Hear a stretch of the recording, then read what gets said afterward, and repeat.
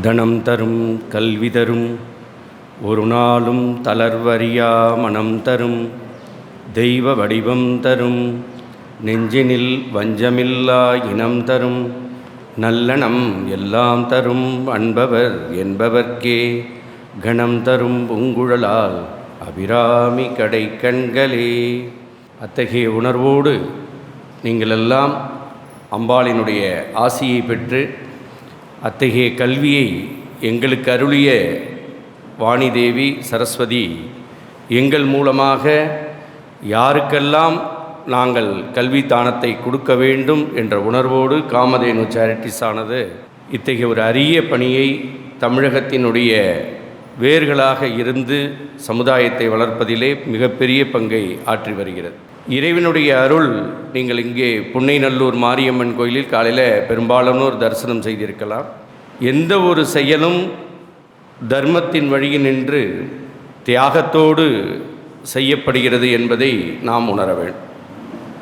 ஆசிரியர்கள் என்பவர்கள் தொழிலாக கருதக்கூடாது. ஆசிரியர் பணி அறப்பணி என்று முன்னோர்கள் சொல்லியிருக்கிறார். யாரெல்லாம் ஆசிரியர் என்று சொன்னால் பள்ளி பாடங்களையும் கல்லூரி பாடங்களையும் எடுக்கக்கூடியவர் மட்டும் ஆசிரியர் அல்ல. அப்போ குரு என்பவருக்கும் ஆசிரியர் என்பவருக்கும் உள்ள வித்தியாசத்தையும் நாம் உணர வேண்டும்.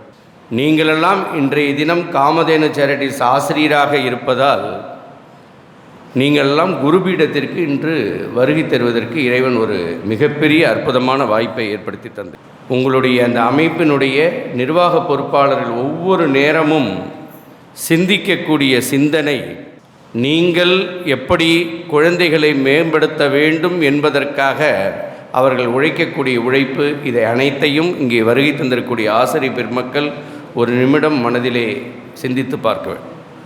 இந்த நிகழ்ச்சி எதற்காக இங்கே ஏற்பாடு செய்திருக்கிறார்கள் என்பதை முழுமையாக நீங்கள் உணர வேண்டும். நாம் இங்கே சுற்றுலாவாக வரவில்லை, ஆனால் சுற்றுலாவாக நாம் உணர்கின்றோம். இதுதான் உண்மை. ஒரு வகுப்பறை எப்படி இருக்க வேண்டும் என்பதையெல்லாம் நாம் உணர்ந்திருக்கிறோம். ஆனால் நம்மளால் அதனால் செயல்படுத்த முடிகிறதா என்று சொன்னால் நம்மளுடைய கவனம் முழுமையாக வகுப்பறையில் இருக்கிறதா என்பதையெல்லாம் ஆசிரியராக இருக்கக்கூடியவர்கள் சிந்திக்க வேண்டும். குறிப்பாக ஒன்று சொன்னால், ஒரு சொல் நாம் எங்கிருந்து சொல்கிறோம், என்ன உணர்வோடு சொல்கிறோம் என்பது கேட்பவர்களுக்கு முழுமையாக அது சென்றடைகிறதா என்பது நாம் உள்மனதிலிருந்து ஒரு விஷயத்தை சொன்னால்தான் கேட்பவர்களுக்கு அது முழுமையாக பதிவாகும். இதுதான் முதல் ஆசிரியருடைய அடையாளம். இதற்கு ஒரு உதாரணமாக நான் ஒன்றை இங்கே சுட்டிக்காட்ட விரும்புகிறேன். சுவாமி விவேகானந்தர் சிகாகோவில் உரையாற்றியிருக்கிறார் என்பதை பலர் இங்கே கேள்விப்பட்டிருக்கலாம், படித்திருக்கலாம். சுவாமிஜி சிகாகோவுக்கு அவர் பேசின போது அவருக்கு சுவாமியுடைய வயது 29.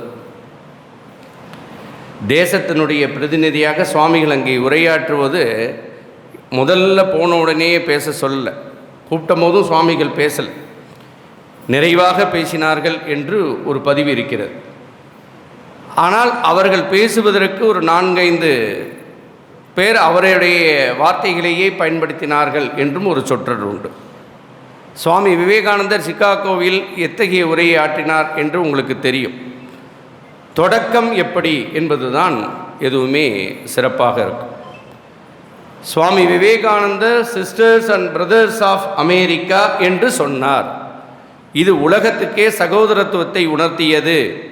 இந்திய தேசம் உலகத்துக்கு எத்தகைய சகோதர உணர்வை ஏற்படுத்தியது என்பதை சுவாமி விவேகானந்தருடைய அந்த உரை உலகம் முழுக்க இந்தியா அணைத்து கொண்டதற்கு சான்றாக சொல்லப்படும். ஆனால் அதே வார்த்தையை அதே நிகழ்வில் காலையிலிருந்து மாலை வரை பேசிய 6 பேருக்கு மேலே அதே சிஸ்டர்ஸ் அண்ட் பிரதர்ஸ் ஆஃப் அமெரிக்கான்னு சொற்றொடர் சொல்கிறாங்க.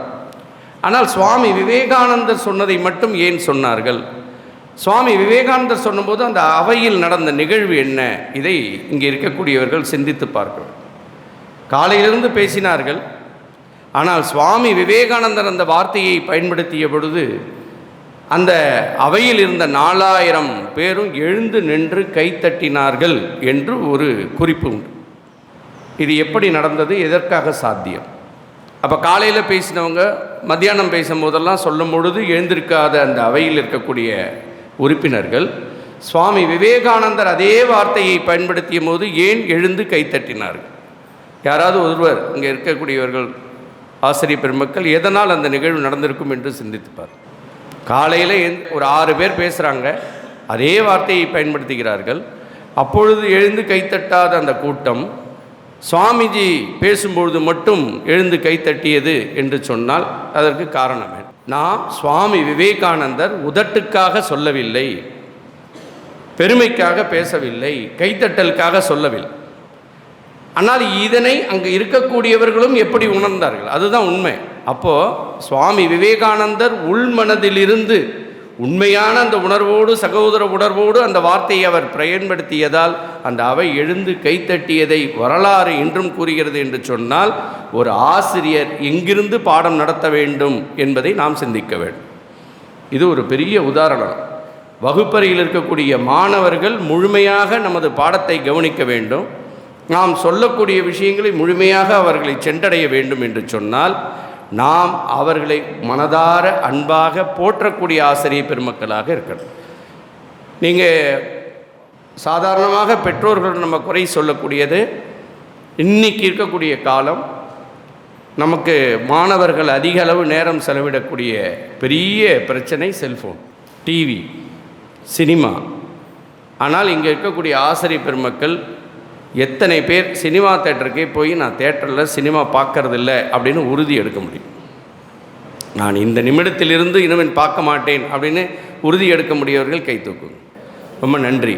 இப்போ இதிலேயே பாருங்கள், இங்கே இருக்கக்கூடியதில் ஒரு 50% பேர் தைரியமாக கை தூக்குறோம். செயல்படுத்துகிறோமா இல்லையாங்கிறது அப்புறம். ஆனால் 50% பேர் கையே தூக்கலை. ஏன்னா என்றைக்காவது டிவியை பார்த்துட்டா நம்ம கோவிலில் நின்று சொல்லியிருக்கோமே, இது ஏதாவது நம்ம சொன்ன உறுதிமொழியை மீறிட்டோன்னு சாபமாயிடுமோன்னு ஒரு பயம். உண்மையாக நம்மளால் சினிமாவை பார்க்காமல் இருக்க முடியுமா? முடியாது. நான் இன்னொன்று ஒரு உதாரணத்துக்கு சொல்கிறேன். ஒரு சினிமா படத்தில் ஒரு பாடல் இருக்கிறது, நம்ம பார்க்கவே முடியாத ஒரு பாடல் காட்சி ஏதோ ஒன்று இருக்குன்னு சொன்னால் குடும்பத்தோடு அமர்ந்து பார்க்கக்கூடிய ஒரு தேவையில்லாத ஒரு விஷயத்தை எல்லோ குடும்பமும் செஞ்சுக்கிட்டு இருக்கு. உண்மையாக இல்லையா? ஆனால் அதை நாம் ஏற்றுக்கொள்வதற்கு தயாரில்லை. அது தவறான விஷயம் என்று தெரியும். ஆனால் குடும்பத்தோடு நாம் அமர்ந்து பார்க்கின்றோம் என்று சொல்கிறோம். இது சரியா தப்பா? ஏன் அந்த தப்பை தெரிஞ்சு செய்கிறோம்? இதே தவறை நம் வீட்டில் இருக்கக்கூடிய குழந்தை அதே மாதிரி உடை உடுத்தி கொண்டு போனால் நம்ம எதிர்க்கிறோம் என்று சொன்னால் அது எப்படி சாத்தியமாகும்? அப்போ தான் ஒரு ஆசிரியர் எப்படி இருக்கணும் அப்படின்னு சொன்னால், தியாகசீலராக இருக்க வேண்டும்.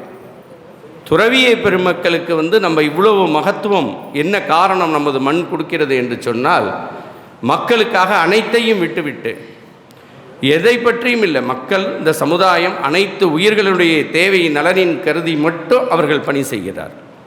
அவருடைய பிரார்த்தனை அத்தகைய நோக்கத்தோடு இருக்கிறது.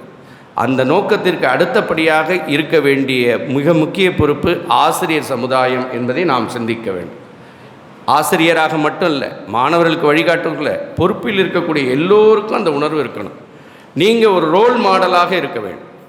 நீங்கள் சினிமா தேட்டருக்கு போக மாட்டேன்னு உறுதி எடுத்தால் உங்களிடம் படிக்கக்கூடிய எந்த மாணவனும் அதை நோக்கி போக மாட்டான். நான் செல்ஃபோனு தேவையில்லாமல் பார்க்க மாட்டேங்கிற உறுதியை ஒவ்வொரு ஆசிரியரும் எடுத்தீர்களானால் உங்களிடம் படிக்கக்கூடிய மாணவரும் அதனை கண்டிப்பாக செய்வான். உங்களிடம் படிக்கக்கூடிய மாணவன் நேரத்தை தேவையில்லாமல் விரயம் செய்கிறார் என்று சொன்னால் நீங்கள் நேரத்தை தேவையில்லாமல் விரயம் செய்வீர்கள். உங்களை பார்த்து அவன் கற்றுக்கொள்கிறான். அது தாய் தந்தையாரட்டும் ஆசிரியர்கிட்டும். இதுதான் நீங்கள் கவனத்தில் கொள்ளணும். இதுவே நம்மளால் ஒரு சின்ன விஷயத்தை தியாகம் செய்ய முடியாவிட்டால் சமுதாயத்தை நம்மால் எந்த மாற்றத்தையும் ஏற்படுத்த முடியாது.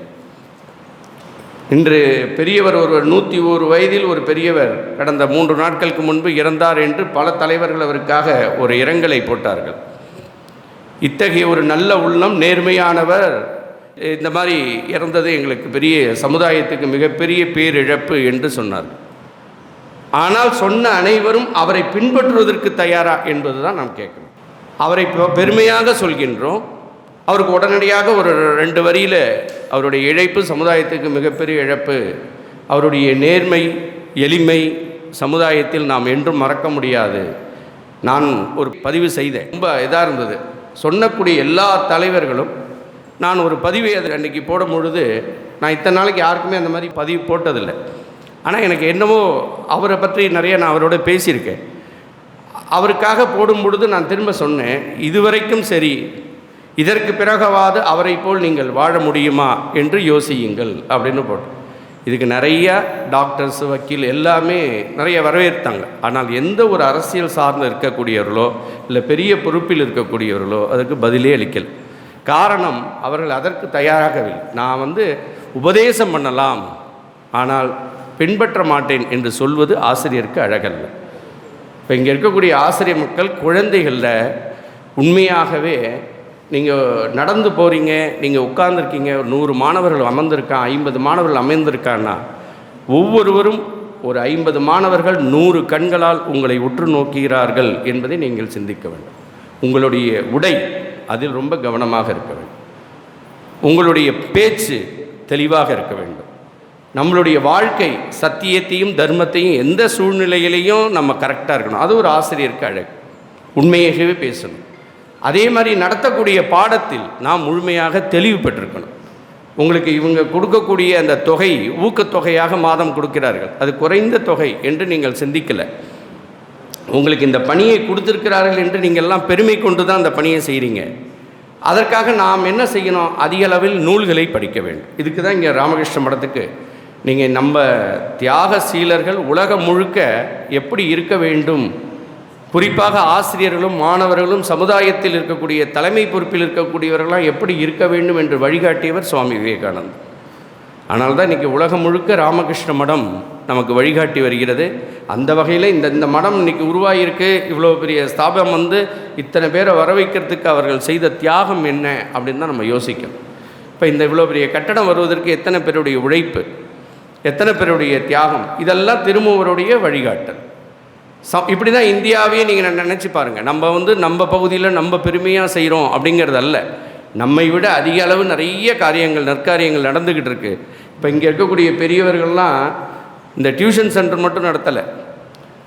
அந்தந்த கிராமங்களில் இருக்கக்கூடிய குழந்தைகள் உயர்கல்வி படிப்பதற்கு, தொழிலில் மேம்படுவதற்கு, அவர்களுடைய உயர்கல்வியை இன்னும் நல்லா மேம்படுவதற்கான பயிற்சி முகாம்கள் எல்லாம் நடத்திக்கிட்டு வராங்க. எப்படி அவங்களுக்கு இது தோணிக்கிட்டே இருக்குது? நம்ம பக்கத்து வீட்டில் இருக்கக்கூடிய குழந்தை இன்றைக்கி நல்லா பாருங்கள், இந்த வீடு அந்த வீடும் பூட்டி இருக்கும், பக்கத்து வீட்டு குழந்தையும் ஸ்கூலை விட்டு இறங்கி வரும், இந்த வீட்டு குழந்தையும் இறங்கி வரும், ஒரே வேனில் இறங்கும். இறங்கி வரும்பொழுது இந்த அம்மாவுடைய செயல் எப்படி இருக்குன்னா, ஒரு ஸ்நாக்ஸ் கொடுக்கணும்னு மாலை முடிவு பண்ணி வச்சுருப்பாங்க. அந்த குழந்தை வீடு பூட்டியிருக்கு, இங்கே வெந்தர போகிறானேன்னு சொல்லி தான் பிள்ளைய வீட்டுக்குள்ளே வச்சு கதவை சாதிக்கிட்டு ஸ்நாக்ஸ் கொடுக்கக்கூடிய சிந்தனை. ஏன்னா அடுத்த குழந்தைக்கு கூடுதலாக நம்ம கொடுக்கக்கூடிய சூழல் வந்துடும். இதுதான் இன்றைக்கி சமுதாயத்தில் பெரும்பாலும் இருக்குது. ஆனால் அவர்களுக்கு அது தப்பு என்று தெரிஞ்சும் அதை செய்கிறாங்க, படித்தவர்கள் தான். ஆனால் அந்த காலத்தில் வீடுகளுக்கு கதவே கிடையாது, தின்னதான். அப்போ முன்னோர்களுடைய வாழ்க்கை முறையை நாம் அறவே எடுத்துட்டோம். இப்போ சுயநலம் சார்ந்து நாம் சிந்திக்கின்றோம். அதனால் ஆசிரியர்கள் நீங்கள் ஒவ்வொரு செயலும் சொல்லும் சிந்தனையும் நிறைய கதைகளை படிக்கணும். நீதிநெறி கதைகள், குறிப்பாக ராமகிருஷ்ண விஜயம் போன்ற புத்தகங்களில் வரக்கூடிய கதைகள், நீங்கள் யதார்த்தம் அதை எழுதக்கூடியவர்கள் யார்? எல்லாருமே தவப்புதல்வர்கள் தான். அதில் எழுதக்கூடிய அத்தனை பேரும் ஒவ்வொரு வார்த்தைகளும் பார்த்து பார்த்து பார்த்து அச்சிடுகிறார்கள். அதிலிருந்து நாம் அந்த மாதிரி ஒரு நல்ல நூல்களை ஒரு ஆசிரியர் படித்தால் அவர் என்றுமே மாணவராக இருந்து வழிகாட்ட முடியும்.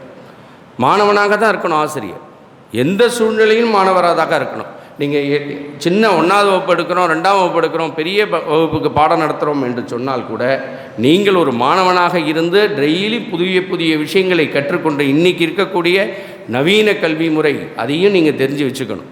இதெல்லாம் தெரிந்து வைத்துவிட்டு முதல் ஆசிரியர்கள் ஒழுக்க நெறியோடு இருப்பது, 2வது உண்மையே பேசுவது, 3வது குழந்தைகளுக்கு தன்னம்பிக்கை உண்டு பண்ணக்கூடிய நிறைய கதைகளை சொல்வது. இதையெல்லாம் ஒரு ஆசிரியருடைய மிக அற்புதமான அழகுக்குரியது. நீங்கள் எப்போதுமே உங்கள் பிரச்சனை இருக்கும், 1008 பிரச்சனை. இப்போ டியூஷன் டயத்துக்கு ஆரம்பிக்கணும். அதே மாதிரி ஒழுக்கம், பசங்க வரும்பொழுது அந்த சின்ன சின்ன விஷயங்கள் கவனம் செலுத்துவார்கள். காலணியை எப்படி அவங்க கழட்டி வைத்து விட்டு வரணும், எப்படி புத்தகங்களை வைத்து கொள்ள வேண்டும், நம்ம கால் படக்கூடிய இடங்களில் புத்தகத்தை வைக்கக்கூடாது, இது நல்ல பண்பாடு. அப்போ டியூஷன் நடத்தக்கூடிய இடம் பெஞ்ச் இல்லை, ஒரு மேட்டு கரெக்டாக அந்த நேரத்தில் விரிச்சிக்கணும். அந்த மேட்டில் தான் உட்காத்தி வச்சு புத்தகத்தை இதெல்லாம் அந்த குழந்தைகளுக்கு சொல்லித்தரணும். உன் புத்தகம் வந்து காலில் படக்கூடாது, அட்டையை கிழியாமல் பத்திரமா பார்த்துக்கணும், நோட்டு எப்படி எழுதணும், இதெல்லாம் பார்த்தீங்கன்னா இது பெரிய விஷயமாக இல்லை. இதுதான் அந்த மாணவனுடைய முதல் ஒழுக்கம். அவன் நீங்கள் ஒவ்வொன்றும் சொல்லுங்கள், நீங்கள் தான் ஹீரோ. அவனுக்கு நீங்களும் தேவையில்லாத ஹீரோவை நோக்கி போக மாட்டீங்க, அவனும் தேவையில்லாத ஹீரோவை நோக்கி போக மாட்டான். நீங்கள் சொல்வதை அவர்கள் ஏன் செய்யவில்லை என்று சொன்னால், நீங்கள் சொல்வதை போல் வாழ்வதில்லை என்பது தான் இன்றைக்கி உலகம் கண்ட உண்மை. நம்ம யார் எவ்வளோ பெரிய தலைவர்கள் சொன்னாலும் தலைவர் சொல்படி நடக்காதனால தொண்டன் நடக்கிறது. ஆனால் ஆசிரியர் சமுதாயம் அப்படி இருக்கக்கூடாது என்ற கவலையோடு இதை நான் சொல்கிறேன். நிறைய பள்ளிகளுக்கு போகிறோம், நிறைய பார்க்குறோம். மாணவர்கள் அந்த வகுப்பறையிலிருந்து வெளியில் வந்த உடனே அவன் ஸ்கூலுக்கு பஸ்ஸில் ஏறி போகும்போது பார்க்கக்கூடிய சம்பவங்கள்லாம் மிக வருத்தத்தை தருகிறது. நீங்கள் எல்லாருமே அதை அனுபவிச்சிருப்பீங்க. ஆனால் இங்கே இருக்கக்கூடியவர் நம்ம குறைந்த 100 பேர் இருக்கோம், 70 பேர் தான். நம்ம இன்றைக்கி இல்லை, ஒவ்வொருத்தரும் எடுத்த முடிவு அந்த கிராமத்தையே மாற்றும். நீங்கள் அமைதியாக அவங்க பெற்றோரை வர வச்சு இதே மாதிரி பேசுங்க, உண்மையை சொல்லுங்கள், நீங்கள் இப்படி குழந்தையை வளருங்கள் என்று சொல்லுங்கள். காலையில் 5:30 மணிக்கு எல்லா குழந்தையும் எழுப்பணும் அப்படிங்கிறத பெற்றோருக்கு ஒரு கட்டளையாக நீங்கள் சொல்லித்தாங்க. நீங்கள் அதே மாதிரி 5 மணிக்கு எழுந்திரிங்க. எத்தனை பேர் இதில் 5 மணிக்குள்ளே எழுந்திருக்கிறவங்க தினசரி? ரொம்ப நன்றி. நாம் தான் சொல்கிறேன், முதல்ல நீங்கள் நேரம் முன்கூட்டி இப்போ நான் இங்கெல்லாம் மடத்துக்கெல்லாம் வந்தோம்னா சுவாமிகளோடு இருக்க அன்றைக்கி எங்களுக்கு வந்து 4 மணிக்கெலாம் வேலை ஸ்டார்ட் ஆகிடும். ரொம்ப டைம் நிறைய கிடைக்கிற மாதிரி இருக்கும். நீங்கள் அந்த மாதிரி செஞ்சு பாருங்கள். இப்போ கூட குளிர்லாம் முடிஞ்சு போச்சு. இன்றிலிருந்து நான் நேற்று கூட ஒரு நிகழ்ச்சியில் பேசும்போது அதான் தோணுச்சு. மார்ச் 1, ஏப்ரல் 15 தமிழ் புத்தாண்டு வரைக்கும் 14 வரைக்கும் ஒரு 45 நாள் ஒரு மண்டலமாக வைத்து கொண்டு நீங்கள் எல்லாம் காலையில் 4:30 மணிக்கு எழுந்திரிக்கணும் அப்படிங்கிற வைராக்கியத்தோடு 45 நாள் பயிற்சி எடுங்க.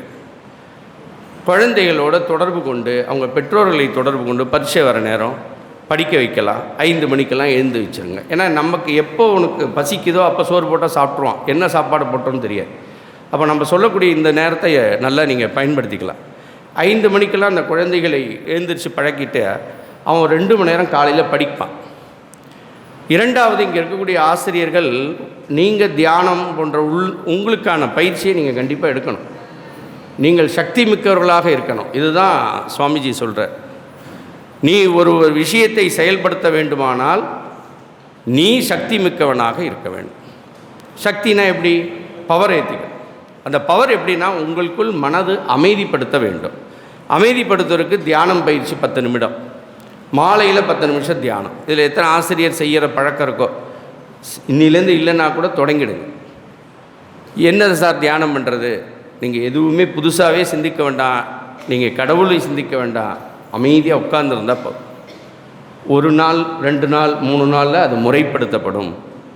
இதை இன்றிலிருந்து எடுத்துக்கோங்க. நாளை காலையிலிருந்து 4:30 மணிக்கு நான் எழுந்து விடுவேன். பிரம்ம முகூர்த்தத்தில் எழுந்திரிச்சோடனே செல்லை பார்க்குறேன், ஃபேஸ்புக் பார்க்குறேன், இதை பார்க்குறேன்னு உட்கார்ந்துடக்கூடாது. உங்களை தேடி உலகம் வர வேண்டும். நீங்கள் உலகத்திலேருந்து விஷயங்களை கற்றுக்கலாம், நல்ல நியூஸ் நிறைய கற்றுக்கலாம், உலக அறிவுகளை கற்றுக்கலாம். எது நம்மளை அது அடிமையாக்கக்கூடாது எதுவுமே. அதனால் நான் என்ன சொல்கிறேன், மாணவர்கிட்ட எத்தகைய மாற்றமெல்லாம் வேண்டும் என்று நாம் சமுதாயத்தில் நினைக்கிறோமோ அத்தகைய மாற்றம் நம்மிடமிருந்து முதலில் தொடங்க வேண்டும். ஒவ்வொருத்தரும் மாலை நேரத்திலேயே அந்த மாணவர்களை 2 மணி நேரம் படிக்க வைக்கிறது. நீங்கள் டியூஷன் என்பது ஒரு ஆசிரியருடைய கடமை, இதோடு முடியாதது. நீங்கள் பார்த்துருக்கலாம், அரசு பணியில் இருக்கக்கூடிய ஆசிரியர் தான் தேர்தல் பணியை பார்ப்பாங்க. ஓட்டு எப்படி போடணும்னு சொல்லித்தந்ததே ஆசிரியர்கள் தான். அதனால தான் இன்னி வரைக்கும் தேர்தல் பணியில் ஆசிரியர்களை பயன்படுத்துகிறாங்க. காரணம் என்னென்னால், ஒரு கிராமத்தில் என்னெல்லாம் தேவை என்பதை அந்த ஆசிரியராக பணி செய்யக்கூடியவர், நிர்வாகத்தில் இருக்கக்கூடியவர் உணர வேண்டும். நீங்கள் சொன்னீங்கன்னா அதுக்கு பவர் கூட. ஆனால் நீங்கள் அந்த மாதிரி வாழணும். நீங்கள் அவர்களோடு ரொம்ப உணர்வு பூர்வமாக இங்கிருந்து சொல்லணும். எதுவும் உங்களை முன்னிறுத்தி எதுவுமே செய்யாதீங்க. உங்கள் செயலை முன்னிறுத்தி நீங்கள் செயல்பட்டால் கண்டிப்பாக அத்தனை குழந்தைகளும் உங்களிடத்தில் தங்கமாக மிளிர்வார்கள். இல்லைன்னா பித்தளையும் செம்பும் அப்பப்போ பாலிஷ் பண்ணுற மாதிரி ஆகிடும். செம்பாக்கிறதோ பித்தளையாக்கிறதோ தங்கமாக்குவதோ உங்கள் கையில் தான். ரெண்டாவது, எந்த தொழிலுக்கும் எந்த பணியும் மிக எளிமையாக கிடச்சிடும். ஆனால் ஆசிரியர் பணி இறைவனின் ஆசீர்வாதம் இருந்தால் மட்டும்தான் கிடைக்கும்.